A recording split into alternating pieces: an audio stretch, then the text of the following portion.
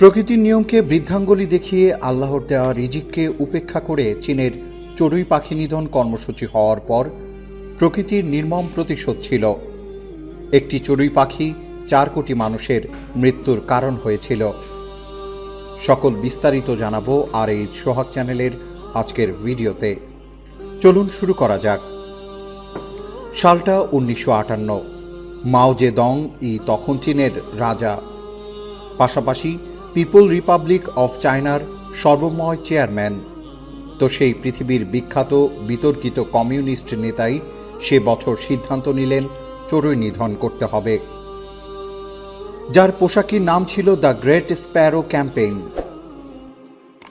একটা কি 10টা নয়, চীন থেকে চিরকালের মতো চড়ুই নিশ্চিহ্ন করতে চেয়েছিলেন মাও।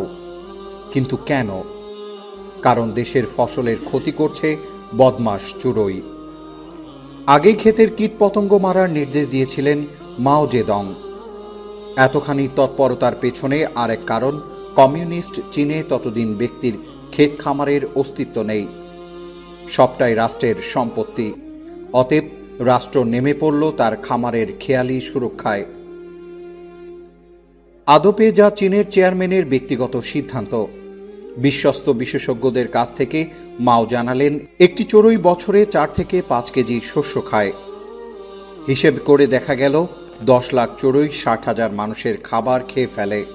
অতএব মারো চড়ুই, নিশ্চিহ্ন করো নিরীহ পাখিদের। সরকারি বন্দোবস্ত হল, দক্ষযজ্ঞের জন্য কেনা হলো 1 লাখ চড়ুই নিধন অভিযানের নিশান। খুদে পাখি মারতে মেতে উঠল গোটা দেশ। যারা এই কাজে এগিয়ে এলো তাদের গর্বের নাম হলো স্প্যারো আর্মি। এমনকি চড়ুই মারার উৎসাহ দিতে পুরস্কার ঘোষণা করল রাষ্ট্র। একাধিক পদ্ধতিতে মারা হলো পাখি।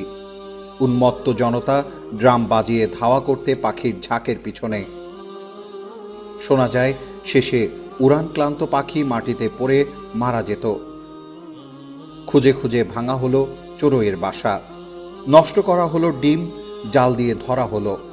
শেষমেশ পদ্ধতিটা দাঁড়ালো এমন যে প্রত্যেক নাগরিক নিকটবর্তী চড়ুই পাখির আবাসস্থল খুঁজে দিনভর পাখিগুলোকে তাড়া করে বেড়াবে। সকলে একসাথে বিকট শব্দের সৃষ্টি করবে, যেন ভয়ে পাখিগুলো কোথাও নামতে না পারে। এভাবে উঠতে উঠতে ক্লান্ত হয়ে যখন পাখিগুলো নিচে পড়ে যাবে, তখনই ধরে মেরে ফেলতে হবে। বাকি পাখি মারা হলো বন্দুক দিয়ে। অচিরেই মাওয়ের ইচ্ছে মতো চড়ুই শূন্য হলো চীন। কিন্তু তাতে কি লাভ হলো রাষ্ট্রের? ভালো হলো দেশের মানুষের, বাঁচল ক্ষেতের ফসল। ভালো দূরে থাক, চড়ুই নিধনের কারণে কয়েক বছর পর কালো দুর্ভিক্ষের দিন দেখল দেশ। আসলে চড়ুই শস্যের কিছু অংশ খেত ঠিক, তেমনি ফসল ধ্বংসকারী পোকামাকড়ও খেত পুচকে পাখির দল। বেপরোয়া চড়ুই নিধনে নষ্ট হয়ে সে বছরের সিংহভাগ ফসল। 1961 থেকে 62 সালের সেই ভয়ঙ্কর দুর্ভিক্ষে 3 থেকে 4 কোটি মানুষের মৃত্যু হয়েছিল। প্রকৃতি তার আপন গতিতে বয়ে চলে পাহাড়ি ঝর্ণার মতো। ক্রমাগত পরিবর্তনশীল প্রকৃতির নিয়মের সাথে মানিয়ে নিতে না পেরে হারিয়ে গেছে ডাইনোসর, ম্যামথ সহ দানবীয় সব প্রাণী।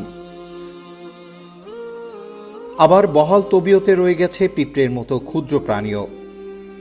যোগ্যতম প্রাণীরাই শুধু টিকে থাকে, এটাই প্রকৃতির নিয়ম।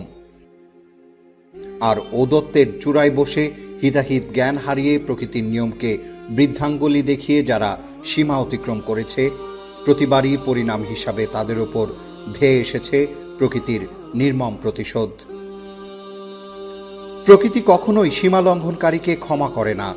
এটা নিয়তির ধ্রুব খেলা।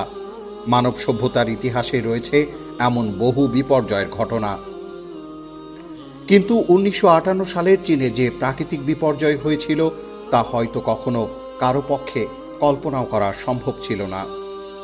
রিজিক মানে শুধু খাদ্য সামগ্রী নয়, বরং জীবন উপকরণের সবকিছু। অর্থাৎ সব প্রাণীর জীবন উপকরণের দায়িত্ব আল্লাহ তাআলা নিজেই গ্রহণ করেছেন। আল্লাহ তাআলা বান্দার তকদিরে যা লিখে রেখেছেন এবং যতটুকু লিখে রেখেছেন তা সে ততটুকু পাবেই, চাই সে অক্ষম হোক বা সক্ষম।